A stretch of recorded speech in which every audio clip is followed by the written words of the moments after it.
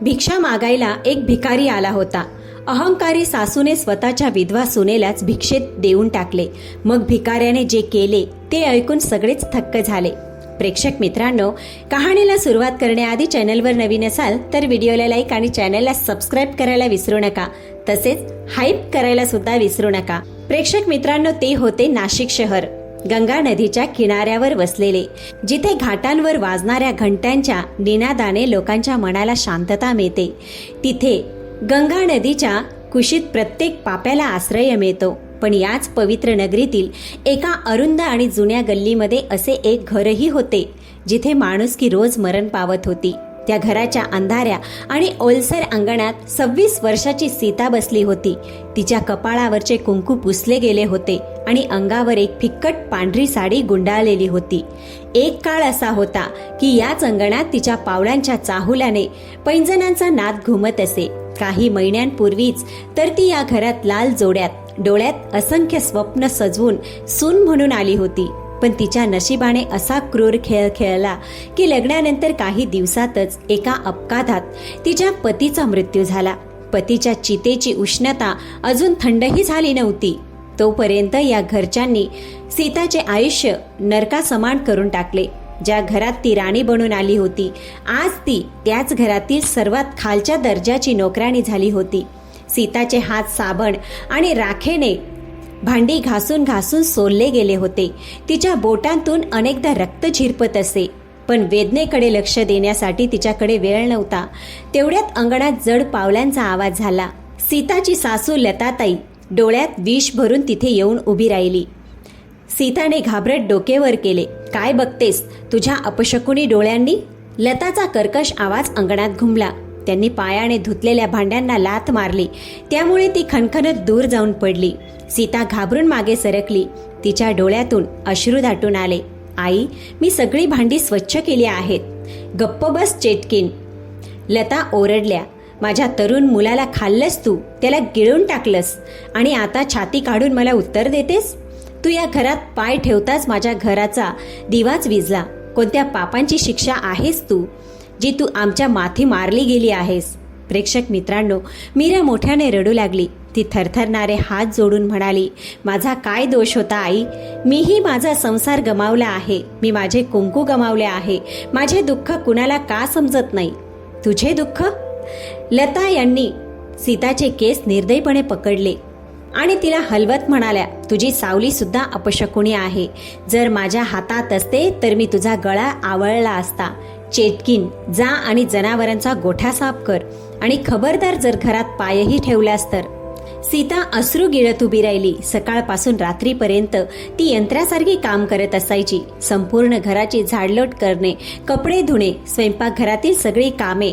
पण जेव्हा जेवणाची वेळ येई तेव्हा तिला तेच मिळे जे एखाद्या भिकाऱ्याला देतानाही लोक 4 वेळा विचार करायचे. रात्रीची वेळ झाली होती. घरातील इतर सर्वांनी पोटभर गरमागरम जेवण केले होते.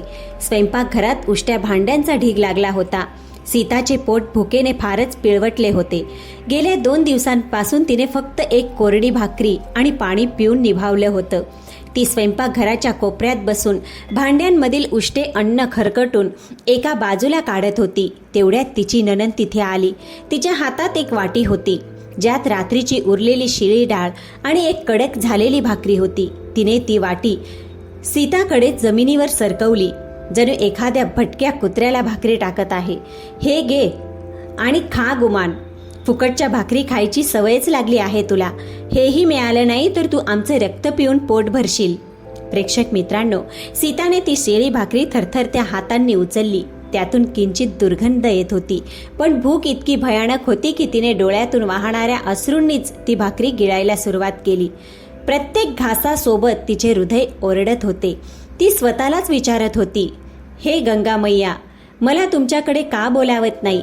या आयुष्यापेक्षा मृत्यू 1000 पट चांगले आहे. पण तिला रडण्याचीही परवानगी नव्हती, कारण तिच्या हुंदक्यांचा आवाज कुणाच्या कानावर गेला असता तर दुसऱ्या दिवशी सकाळी तिला आणखी भयानक शिव्या आणि टोमणे ऐकावे लागले असते. असेच काही दिवस गेले. सीताच्या डोळ्यांखाली खोल काळी वर्तुळे आली होती. तिचे शरीर सुकून काटा झाले होते. ती फक्त एका जिवंत प्रेतासारखी या घरात श्वास घेत होती.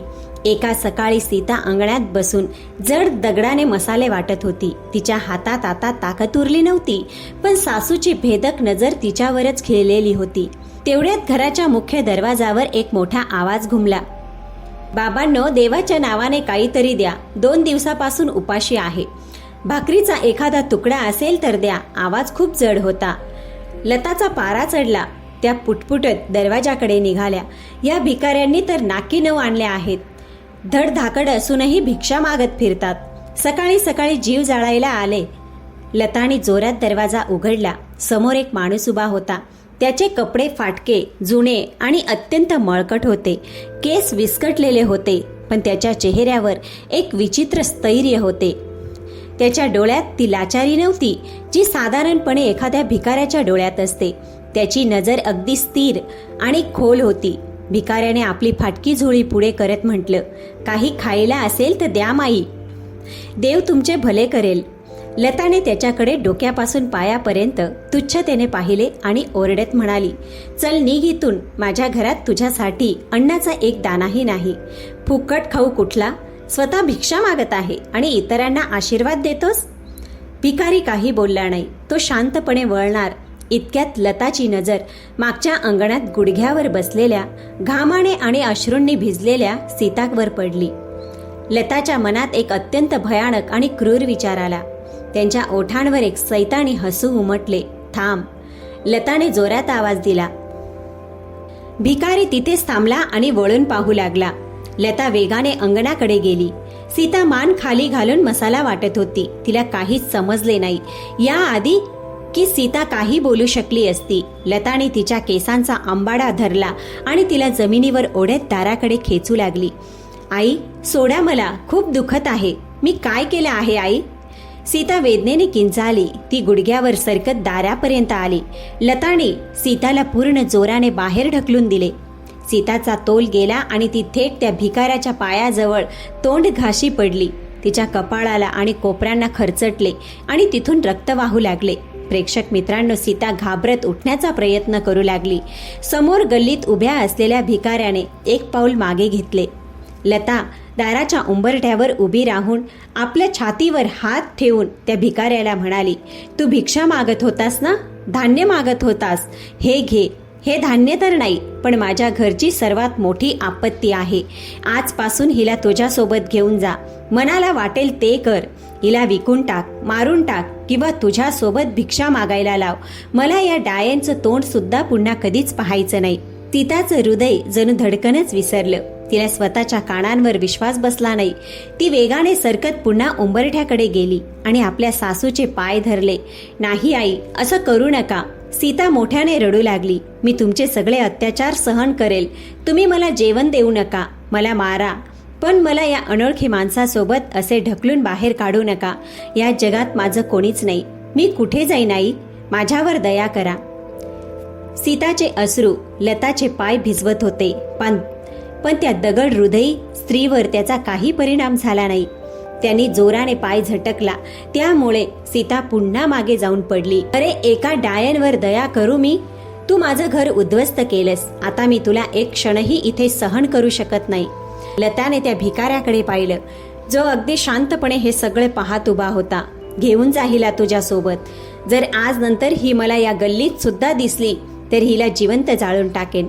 एवढं बोलून लताने घराचं ते जड लाकडी दार पूर्ण ताकदीने सीताच्या तोंडावर बंद केलं. दार धाडकन बंद होण्याचा आवाज तिच्या हृदयाला आरपार भेदून गेला. त्या दारासोबतच तिच्या आयुष्यात उरलेले सगळे मार्गही बंद झाले. गल्लीत शांतता पसरली. फक्त सीताच्या हुंदक्यांचे आवाज त्या शांत गल्लीतल्या भिंतींवर आदळत होते. ती उंबरठ्याला डोकं टेकवून जोर जोरात रडत होती. आपल्या फुटक्या नशिबाला दोष देत होती. दुसरीकडे तो भिकारी काहीही न बोलता फक्त सीताकडे पाहत होता. त्याच्या नजरेत सीतासाठी कोणतीही वासना किंवा वाईट भावना नव्हती. उलट एक अशी शांतता होती जी त्या क्षणी सीताला समजणं अशक्य होतं. काही वेळाने जेव्हा सीताच्या किंकाळ्या हुंदक्यात बदलल्या किंवा तिचे अश्रू सुकू लागले, तेव्हा त्या भिकाऱ्याने आपल्या जड पावलांनी सीताकडे येत म्हटलं, उठ. भिकाऱ्याच्या आवाजात एक विलक्षण अधिकार आणि स्थैर्य होतं. ज्या भिंतींच्या आत माणुसकीच मरून गेली असेल, तिथे डोकं आपटण्याने फक्त रक्तच निघतं, दारं उघडत नाहीत. सीताने आपल्या सुजलेल्या डोळ्यांनी त्या भिकाऱ्याकडे पाहिलं. तिला समजत नव्हतं की तिने काय करावं, पण तिच्याकडे आता गमावण्यासाठी काही उरलेलं नव्हतं. भिकारी तिथून हळूहळू पुढे चालू लागला. सीता काही वेळ त्या बंद दाराकडे पाहत राहिली आणि मग आपले अश्रू पुसत असहाय्यता आणि भीतीने त्या अनोळखी भिकाऱ्याच्या मागे मागे आपल्या नव्या आणि अनोळखी रस्त्याकडे चालू लागली. प्रेक्षक मित्रांनो, आता नाशिकच्या अरुंद गल्लीतून बाहेर पडून ते मुख्य रस्त्याकडे आले होते. सीताची पावलं डगमगत होती. तिच्या गालांवर अश्रूंच्या रेषा सुकल्या होत्या, पण डोळ्यातून पाणी वाहणं थांबत नव्हतं. प्रत्येक पावलागणिक तिला आपल्या सासूचे ते कटू शब्द आणि बंद होत असलेले ते जड दार आठवत होतं. ज्या जगाला तिने आपलं मानलं होतं त्याने तिला एका क्षणात बेवारस करून टाकलं होतं. ती एका फाटक्या तुटक्या भिकाऱ्याच्या मागे मागे चालत होती. तिलाच माहीत नव्हतं की ती कुठे जात आहे, तिचा रस्ता काय आहे. हा माणूस तिला विकून टाकेल का? हा तिला भिक्षा मागायला भाग पाडेल का? सीताच्या मनात भयंकर विचारांची गर्दी होत होती. ती अचानक रस्त्याच्या कडेला थांबली आणि मोठ्याने रडू लागली. तिचं संपूर्ण शरीर हुंदक्यांनी थरथरत होतं. तिच्या थांबण्याची चाहूल लागताच तो भिकारीही थांबला. त्याने वळून सीताकडे पाहिलं. सीताचे सुजलेले डोळे आणि लाल झालेला चेहरा त्या वेदनेची साक्ष देत होते, जी तिने मागील काही महिन्यात सहन केली होती. भिकारी हळूहळू तिच्या जवळ आला. त्याच्या डोळ्यात तो भटका स्वभाव नव्हता जो अनेकदा रस्त्यांवर फिरणाऱ्यात दिसतो. त्याच्या नजरेत एक विचित्र खोली आणि स्थैर्य होते. त्याने सीताला रडताना पाहिलं, मग अत्यंत शांत पण गंभीर आणि दमदार आवाजात म्हटलं, रडू नकोस, आज नंतर तुझे हे अश्रू कोणीही काढू शकणार नाही. सीता त्या धक्क्यातच राहिली. एक रस्त्यावर भिक्षा मागणारा माणूस तिला सुरक्षिततेचं असं आश्वासन देत होता, जणू तो एखादा फार मोठा व्यक्ती असावा. त्याच्या आवाजात इतका आत्मविश्वास होता की सीताचे हुंदके क्षणभरात थांबले. ती विस्फारलेल्या डोळ्यांनी त्या भिकाऱ्याकडे पाहू लागली. प्रेक्षक मित्रांनो, तेवढ्यात अचानक मागून जोरात सायरनचा आवाज आला. पोलिसांची एक जीप जोरात ब्रेक लावत त्याच्या अगदी शेजारी येऊन थांबली. जीप थांबताच त्यातून एक धिप्पाड इन्स्पेक्टर बाहेर पडला. त्याच्या चेहऱ्यावर सत्तेचा गर्व आणि डोळ्यात राग स्पष्ट दिसत होता. इन्स्पेक्टरची नजर आधी रडणाऱ्या आणि घाबरलेल्या सीतावर पडली आणि मग त्या फाटक्या भिकाऱ्यावर. एक अत्यंत सुंदर तरुण विधवा आणि तिच्यासोबत एक घाणेरडा भिकारी. इन्स्पेक्टरचा संताप भडकला. काहीही विचार न करता इन्स्पेक्टर थेट भिकाऱ्याजवळ गेला आणि त्याची कॉलर अतिशय निर्दयीपणे पकडली. अरे भिकाऱ्या, इन्स्पेक्टर जोरात ओरडला. या सभ्य मुलीसोबत काय करत आहेस रे? हिला पळवून नेत आहेस का? तुझ्या चेहऱ्यावरूनच तू मला फार मोठा हरामखोर वाटत आहेस. भिकारी काही बोलण्याआधीच इन्स्पेक्टरने हात उचलला आणि पूर्ण ताकदीने एक जोरात थापट भिकाऱ्याच्या गालावर मारली. त्या चपराकीचा आवाज ऐकून रस्त्यावरून जाणारे काही लोकही थांबले. सीता भीतीने किंचाळली, नाही साहेब, नाही, यांना मारू नका. यांनी मला पळवून आणलेलं नाही. मला माझ्या सासूने घरातून. तू गप्प बस, इन्स्पेक्टरने सीताला झापत म्हटलं. तुला माहीत नाही हे रस्त्यावरचे लोक किती धोकादायक असतात. आता याचा बंदोबस्त करतो. थापट खाल्ल्यानंतरही तो भिकारी आपल्या जागेवरून 1 इंचही हलला नाही ना. त्याने आपल्या गालावर हात ठेवला. त्याने हळूच आपलं डोकं वर केलं आणि लाल होत चाललेल्या डोळ्यांनी इन्स्पेक्टरकडे टक लावून पाहू लागला. त्याच्या नजरेत ना भीती होती ना विनवणी होती. त्याच्या डोळ्यात अशी भयंकर आणि जीवघेणी शांतता होती की ते पाहून कोणत्याही सामान्य माणसाच्या अंगावर काटा येईल. तो एका सिंहासारखा त्या इन्स्पेक्टरकडे पाहत होता, जसा एखादा शिकारी आपल्या शिकाराची मान पकडण्याच्या अगदी आधी तिला टकलावून पाहतो. त्या भिकाऱ्याच्या डोळ्यात पाहून इन्स्पेक्टर एका क्षणासाठी आतून हादरून गेला. त्याचा गर्व डळमळू लागला, पण आपल्या गणवेशाचा रुबाब टिकवण्यासाठी तो आणखी मोठ्याने ओरडला, अरे हरामखोरा, नजर खाली कर, नाहीतर तुझे दोन्ही डोळे काढून त्यांच्याशी गोट्या खेळीन. आत्ताच तुला पोलीस ठाण्यात घेऊन जाऊन तुझी कातडी सोडली नाही तर माझं नावही बदलून टाक. इन्स्पेक्टर आपलं वाक्य पूर्णही करू शकला नाही. तेवढ्यात रस्त्याच्या दुसऱ्या बाजूने एक हवालदार वेड्यासारखा धावत आला. तो घामाने पूर्ण भिजला होता. त्याचा श्वास भट्टीसारखा ताप घालत होता. त्याच्या हातात एक मोबाईल फोन होता. ज्यात कोणाचा तरी फोटो उघडलेला होता. साहेब, ओ साहेब थांबा. हवालदार धापा टाकत इन्स्पेक्टर जवळ पोहोचला. काय आहे रे, मध्ये का पडतोयस? इन्स्पेक्टर चिडून म्हणाला. हवालदाराने थरथरणाऱ्या हातांनी तो मोबाईल फोन इन्स्पेक्टरच्या डोळ्यांसमोर धरला आणि त्याच्या कानांजवळ जाऊन दाटलेल्या गळ्याने काहीतरी कुजबुजला. फोनच्या स्क्रीनवर जो फोटो होता आणि हवालदाराने कानात जे सांगितले ते ऐकताच इन्स्पेक्टरच्या चेहऱ्याचा रंगच उडाला. जणू कोणीतरी त्याच्या शरीरातील सकळ रक्त शोषून घेतलं होतं. त्याचे डोळे विस्फारले गेले. त्याच्या कपाळावर थंड घामाचे थेंब चमकू लागले. ज्या हाताने त्याने भिकाऱ्याला थापट मारली होती तो हात लकवाग्रस्त लाकडासारखा थरथरू लागला. त्याच्या दुसऱ्या हातातून पोलिसांचा दंडुका सुटून जमिनीवर पडला. प्रेक्षक मित्रांनो, पुढच्या क्षणी एक शब्दही न बोलता तो गर्विष्ठ इन्स्पेक्टर सरळ गुडघ्यावर बसून त्या भिकाऱ्याच्या पायांवर कोसळला. साहेब, इन्स्पेक्टर लहान मुलासारखा हमसून रडू लागला. त्याने दोन्ही हात जोडले आणि आपले डोके त्या भिकाऱ्याच्या घाणेरड्या बुटांवर ठेवले. साहेब, मला माफ करा. माझ्याकडून फार मोठी चूक झाली. मी आंधळा झालो होतो. साहेब, मी तुम्हाला ओळखू शकलो नाही. माझा गणवेश, माझं कुटुंब रस्त्यावर येईल. साहेब, माझ्यासारख्या गरीबावर दया करा. मला माफ करा. रस्त्यावर उभे असलेले लोक आणि सीता हे दृश्य पाहून स्तब्ध झाले होते. सीताचं डोकं सुन्न झालं. शहराचा मालक असल्यासारखा फिरणारा एक इन्स्पेक्टर एका रस्त्यावरील भिकाऱ्याच्या पायावर नाक घासत होता. हा माणूस नेमका कोण आहे? पण त्या भिकाऱ्याच्या चेहऱ्यावरील भाव अजिबात बदलले नाही. त्याने इन्स्पेक्टरकडे नजरही टाकली नाही. तो असा उभा होता जणू त्याच्या पायाशी एखादा माणूस नव्हे तर एखादा किडा पडला होता. इन्स्पेक्टरच्या माफीला कोणताही प्रतिसाद न देता भिकाऱ्याने आपला चेहरा सीताकडे वळवला आणि फक्त एक शब्द म्हटला, चल. तो पुढे निघून गेला. इन्स्पेक्टर अजूनही रस्त्याच्या धुळीत डोके घासत रडत होता. थोडं अंतर चालल्यानंतर ते दोघे नाशिकमधील सर्वात मोठ्या आणि महागड्या 5 स्टार रेस्टॉरंटमध्ये उभे होते. त्या रेस्टॉरंटचे काचेचे दरवाजे इतके भव्य होते की सीताने आयुष्यात अशी जागा फक्त टीव्हीवरच पाहिली होती. बाहेर महागड्या गाड्या उभ्या होत्या. सीता घाबरून मागे सरकली. आपण इथे काय करत आहोत? हे लोक आपल्याला आत जाऊ देणार नाही. आपल्याला हाकलून देतील. भिकाऱ्याने सीताकडे पाहिलं. त्याच्या डोळ्यात तोच जुना शांतपणा होता. माझ्या सोबत ये. जसेच भिकाऱ्याने काचेच्या दरवाजाला ढकलले, आत उभे असलेले सूट घातलेले गार्ड त्याला अडवण्यासाठी पुढे सरसावले. पण तेवढ्यात आतून रेस्टॉरंटचा मुख्य व्यवस्थापक धावत आला. सीताने डोळे मिटून घेतले. तिला वाटले आता व्यवस्थापक त्यांना ढकलून बाहेर काढेल. पण जेव्हा तिने डोळे उघडले तेव्हा तिचे भान हरपले. तो व्यवस्थापक जो मोठमोठ्या श्रीमंत लोकांनाही फारशी किंमत देत नव्हता, तो फाटक्या भिकाऱ्यासमोर वाकून उभा होता. त्याच्या चेहऱ्यावर खोल आदर आणि थोडीशी भीती होती. वेलकम सर, व्यवस्थापकाने हात जोडत अतिशय नम्रपणे म्हटले. या सर, तुमची जागा पूर्ण तयार आहे. व्यवस्थापक स्वतः त्यांच्या पुढे पुढे चालत त्यांना रेस्टॉरंटच्या सर्वात महागड्या आणि खाजगी VIP भागात घेऊन गेला. तिथले सोफे मखमली होते आणि टेबलावर चांदीची भांडी ठेवली होती. रेस्टॉरंटमध्ये बसलेले इतर श्रीमंत ग्राहक हा घाणेरडा भिकारी VIP विभागात जाताना पाहून आश्चर्यचकित झाले होते. पण व्यवस्थापकाच्या उपस्थितीमुळे कोणाची काही बोलण्याची हिंमत झाली नाही. भिकाऱ्याने सीताला सोफ्यावर बसण्याचा इशारा केला.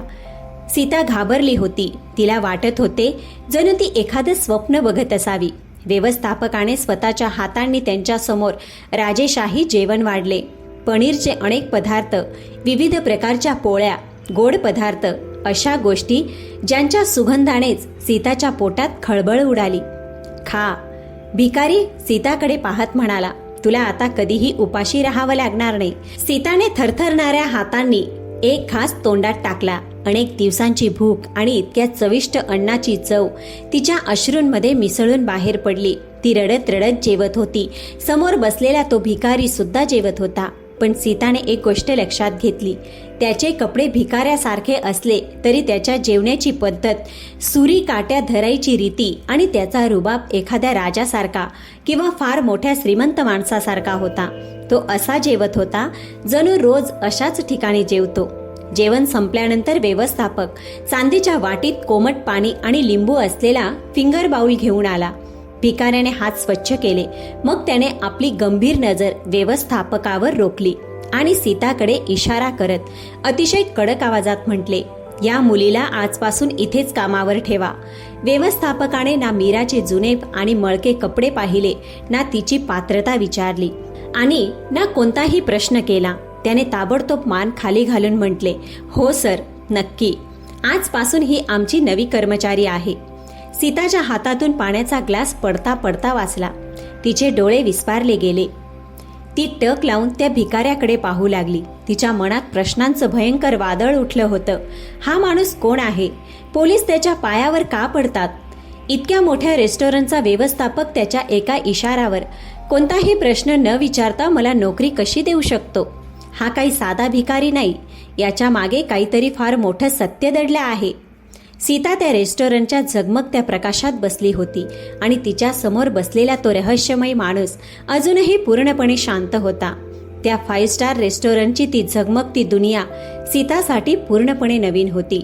कालपर्यंत जिला शिळ्या आणि उरलेल्या भाकऱ्या मिळत होत्या, तीच आज त्या रेस्टॉरंटच्या स्वच्छ आणि नीटनेटक्या स्वयंपाकघरात अभिमानाने काम करत होती. व्यवस्थापक आणि इतर कर्मचारी तिच्याशी असा व्यवहार करत होते जणू ती एखादी सामान्य कर्मचारी नव्हे, तर रेस्टॉरंटची मालकीणच आहे. सीताचे दिवस आता कामात जाऊ लागले होते. पण दर संध्याकाळी सूर्य मावळताच तिची नजर रेस्टॉरंटच्या काचेच्या दरवाजावर खिळून जायची. दररोज संध्याकाळी बरोबर 7 वाजता तो भिकारी फाटके कपडे घालून रेस्टॉरंटमध्ये यायचा. तो येताच मॅनेजर थरथरत आपल्या खुर्चीतून उभा राहायचा आणि रेस्टॉरंटमधील सर्वात VIP टेबल रिकामे करून द्यायचा. सीता स्वतःच्या हातांनी ताट वाढून त्याच्यासाठी जेवण घेऊन जायची. तो भिकारी शांतपणे जेवायचा.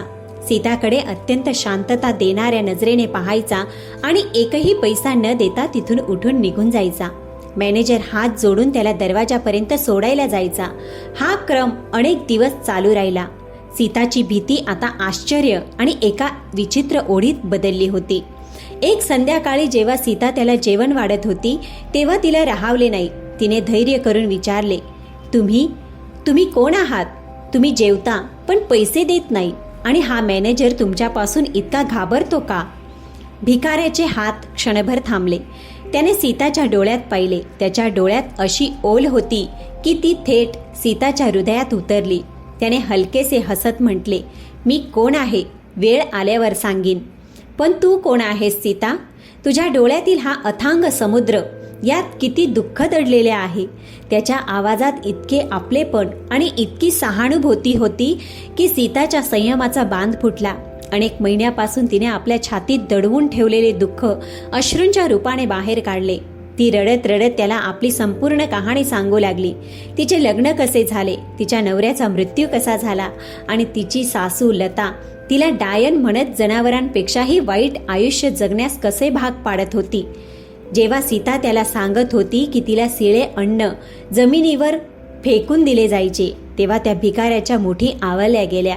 त्याच्या डोळ्यात सीताच्या अश्रूंसाठी वेदना होती आणि तिच्या सासरच्यांच्यासाठी असा भयंकर राग होता की ते जो कोणालाही भस्म करून टाकेल. त्यांनी मला घरातून अशा प्रकारे हाकलून दिले जणू मी काही कचरा आहे, सीता हुंदके देत म्हणाली. भिकाऱ्याने हळूच आपला हात पुढे केला आणि सीताचे थरथरणारे हात आपल्या मजबूत हातात धरले. तुझ्या आयुष्यातला कचरा ते लोक होते सीता, तू नाहीस. तो जड आणि अत्यंत भावूक आवाजात म्हणाला. ज्या लोकांनी तुला काचेचा तुकडा समजून फेकून दिले त्यांना फार लवकर कळेल की त्यांनी कोणता कोहिनूर हिरा गमावला आहे. आता रडणे थांबव. आजपासून तुझ्या डोळ्यातून एकही अश्रू पडला तर ती माझी हार असेल. वेळ पुढे सरकत गेला. त्या संध्याकाळच्या भेटींमध्ये कधी कधी सीताचे दुःख त्या भिकाऱ्याची ताकद बनले आणि कधी त्या भिकाऱ्याची शांत साथ सीताचे आयुष्य बनले. हे दोघांनाही कळले नाही. दोघांमध्ये एक अत्यंत पवित्र आणि खोल प्रेम फुलले होते. सीताला आता याने काही फरक पडत नव्हता की ती कोण आहे. तिच्यासाठी एवढंच पुरेसं आहे की या अनोळखी माणसाने तिला त्या नरकातून बाहेर काढले होते. एके दिवशी जेव्हा सीता जेवण घेऊन आली तेव्हा भिकाऱ्याने जेवण खाल्ले नाही. त्याने आपल्या खिशातून एक अगदी साधा धागा काढला आणि सीतासमोर ठेवला. माझ्याकडे तुला घालण्यासाठी सोन्याची किंवा हिऱ्याची अंगठी नाही सीता. त्याने थेट सीताच्या डोळ्यात पाहत म्हटले, मी तुला राजवाड्यांसारखे सुख कदाचित देऊ शकणार नाही, पण मी तुला वचन देतो की माझ्या शरीरात शेवटचा श्वास असेपर्यंत तुझ्या डोळ्यात उदासीची सावली सुद्धा पडू देणार नाही. तू या भटक्याला आपला जीवनसाथी बनवशील का? सीता ढसाढसा रडू लागली. हे आनंदाश्रू होते, ज्या जगाने तिला अपशकुनी आणि विधवा म्हणून नाकारले होते. आज कुणीतरी तिला पूर्ण सन्मानाने आपल्या आयुष्यात सामावून घेत होते. सीताने काहीही न बोलता आपले डोके होकारार्थी हलवले. दुसऱ्या दिवशी सकाळी सीता रेस्टॉरंटच्या बाहेर उभी होती. भिकाराने तिला तिथेच भेटायला सांगितले होते. तेवढ्यात रस्त्यावर असे दृश्य दिसले की संपूर्ण नाशिकची वाहतूक थांबली. 15 ते 20 काळ्या रंगाच्या अलिशान मर्सडीज आणि BMW गाड्यांचा एक मोठा VIP ताफा सायरन वाजवत रेस्टॉरंट समोर येऊन थांबला. आजूबाजूचे लोक चकित झाले की शहरात कोणती मोठी व्यक्ती आली आहे. गाड्यांचे दरवाजे उघडले आणि काळे चष्मे घातलेले, सूट परिधान केलेले डझनभर बॉडीगार्ड्स बाहेर उतरले. त्यांनी रस्त्यावर लाल गालिचा अंथरला. रेस्टॉरंटचा मॅनेजर धावत आला आणि थेट सीता समोर वाकून उभा राहिला. मॅडम चला, साहेब तुमची वाट पाहत आहेत. सीता थक्कच झाली. पण मी तर त्यांची वाट पाहत आहे. मॅडम, या गाड्या सरांनीच तुमच्यासाठी पाठवल्या आहेत, एक बॉडीगार्ड पुढे येत म्हणाला. सीताला काही समजत नव्हतं. ती थरथरत्या पावलांनी सर्वात महागड्या गाडीत बसली. ताफा नाशिकच्या सर्वात मोठ्या आणि महागड्या शाही रिसॉर्टकडे निघाला. रिसॉर्टचे दृश्य एखाद्या स्वर्गापेक्षा कमी नव्हते. कोट्यावधी रुपयांची फुले मागून संपूर्ण महल सजवण्यात आला होता. नाशिकमधील प्रत्येक गरीब आणि अनाथासाठी 56 भोगांचे लंगर सुरू होते. सीताला एका खोलीत नेण्यात आले, जिथे शहरातील सर्वात मोठ्या डिझायनर्सनी तिला 1 कोटी रुपयांच्या सोन्याच्या तारा असलेला लाल जोडा परिधान करून दिला. हिरांच्या दागिन्यांनी सजलेली सीता खरोखरच एखाद्या अप्सरेसारखी दिसत होती. जेव्हा सीता मंडपात पोचली तेव्हा तिचे डोळे विस्फारले गेले. समोर तोच माणूस उभा होता ज्याने तिला फाटके कपडे घातलेल्या अवस्थेत त्या नरकातून बाहेर काढले होते. पण आज तो भिकाऱ्याच्या वेशात नव्हता. त्याने राजेशाही शेरवानी घातली होती. गळ्यात अनमोल मोत्यांची माळा होती आणि त्याचा असा दरारा होता की शहरातील मोठमोठे मंत्री आणि नेते त्याच्या समोर हात जोडून उभे होते. संपूर्ण देशातील राष्ट्रीय टीव्ही चॅनेल्सवर थेट ब्रेकिंग न्यूज सुरू होती. देशातील सर्वात मोठ्या अब्जाधीश आणि उद्योगपतीच्या एकुलता एक मुलाचा, आरवराज सिंहाचा आज एक अतिशय गुप्त आणि शाही विवाह होत आहे. तिकडे नाशिकच्या त्याच अरुंद गल्लीत सीताला घरातून हाकलून दिल्याला अनेक महिने उलटून गेले होते आणि या महिन्यात लताच्या घराचे पूर्णपणे वाटोळे झाले होते. कर्माने आपला खेळ दाखवला होता.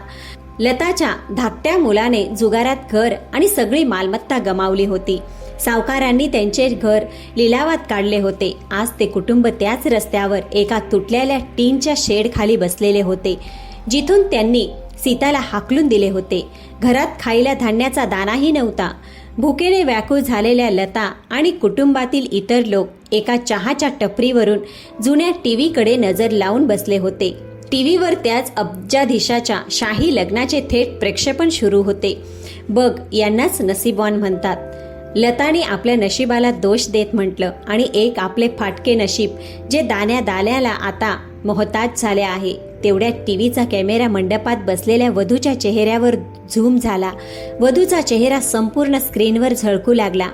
चहाच्या टपरीवर बसलेल्या सीताच्या सासूचे डोळे विस्फारले गेले. त्यांच्या हातातील चहाचा कप खाली पडून तुकडे तुकडे झाला. अरे अरे, लता, म्हातारी किंचाळली. ती तर आपली सीता आहे. लता टीव्हीकडे पाहिलं. त्यांच्या पायाखालची जमीन सरकली. त्यांच्या शरीरातील सर्व रक्त जणू गोठले गेले होते. टीव्हीवर ज्या कोट्याधीशांच्या हिऱ्यांची मढलेली देशातील सर्वात श्रीमंत सून बसली होती, ती तीच सीता होती जिला त्यांनी एका गलिच्छ भिकाऱ्यासोबत धक्के मारून घराबाहेर काढले होते. नाही, असे होऊ शकत नाही. लता स्वतःचे केस उपटत जमिनीवर कोसळली. ती जोरजोरात छाती बडवत रडू लागली. त्यांना आता समजत होते की ज्या भिकाऱ्याला त्यांनी शिव्या देऊन हाकलून दिले होते तो भिकारी नव्हता, तर तो कुबेर होता, जो त्यांच्या घरी नसीब बनून आला होता. पण त्यांच्या अहंकाराने त्या नशिबाला कायमचे नाकारले होते. त्यांना तो दिवस आठवत होता जेव्हा त्यांनी म्हटले होते, घेऊन जा ह्या अपशकुनीला. आज तीच अपशकुनी देशातील सर्वात श्रीमंत महाराणी बनली होती आणि त्या स्वतः रस्त्यावर भीक मागण्याच्या लायकीच्या झाल्या होत्या. हेच त्यांचे कर्म होते. प्रेक्षक मित्रांनो, रात्रीची वेळ होती. फुलांनी सजलेली ती शाही खोली सीतासाठी अजूनही एक कोडे होते. ती तिथे बसली होती. तिच्या हृदयाचे ठोके खूप वेगाने चालले होते. तेवढ्यात खोलीचे दार उघडले. आरव आत आला. सीता लगेच उभी राहिली. तिच्या डोळ्यात प्रेमासोबतच असंख्य प्रश्न होते. तुम्ही खरंच कोण आहात? सीताचा आवाज थरथरत होता. इतकी मोठी संपत्ती, हे सगळं आणि ते फाटके कपडे, तुम्ही माझ्यापासून हे सगळं का लपवलंत? आरव हसला. तो सीताजवळ आला आणि तिचे दोन्ही हात आपल्या हातात घेतले. माझं नाव आरव आहे सीता. माझ्याकडे अमाप संपत्ती होती, पण त्या संपत्तीने माझ्या आजूबाजूला फक्त असे लोक उभे केले होते जे फक्त माझ्या पैशांवर प्रेम करत होते. मला एका मोहिमेवर पाठवण्यात आले होते, सत्याच्या मोहिमेवर. मी नाशिकच्या रस्त्यांवर ते पाहण्यासाठी निघालो होतो की या जगात असा एखादा माणूस अजून उरला आहे का, जो माणसाला त्याच्या दर्जावरून नाही तर त्याच्या आत्म्यावरून मोजतो. आरव सीताकडे बघत भाऊक होत म्हणाला, मी जगातील सर्वात घृणास्पद रूप तुझ्या सासूमध्ये पाहिले, पण जगातील सर्वात पवित्र आणि खरे रूप मला तुझ्यात आढळले. तू एका फाटक्या भिकाऱ्याच्या अश्रूंवर विश्वास ठेवला, त्याच्या प्रेमाला स्वीकारले, जे संपत्तीच्या लालसेपासून पूर्णपणे दूर होते. आजपासून ही सगळी संपत्ती त्याच्याच चरणी आहे. सीताच्या डोळ्यातून वाहणारे अश्रू आता दुःखाचे नव्हते तर समाधानाचे होते. तिने स्वतःला आरवच्या छातीशी बिलगवून घेतले. प्रेक्षक मित्रांनो, आजची कहाणी तुम्हाला कशी वाटली कॉमेंटमध्ये नक्की सांगा. आणि त्या भिकाऱ्याने जे केले ते योग्य होतं का? तुमचे मत मांडायला विसरू नका. चला तर भेटूया पुढच्या कथेसोबत.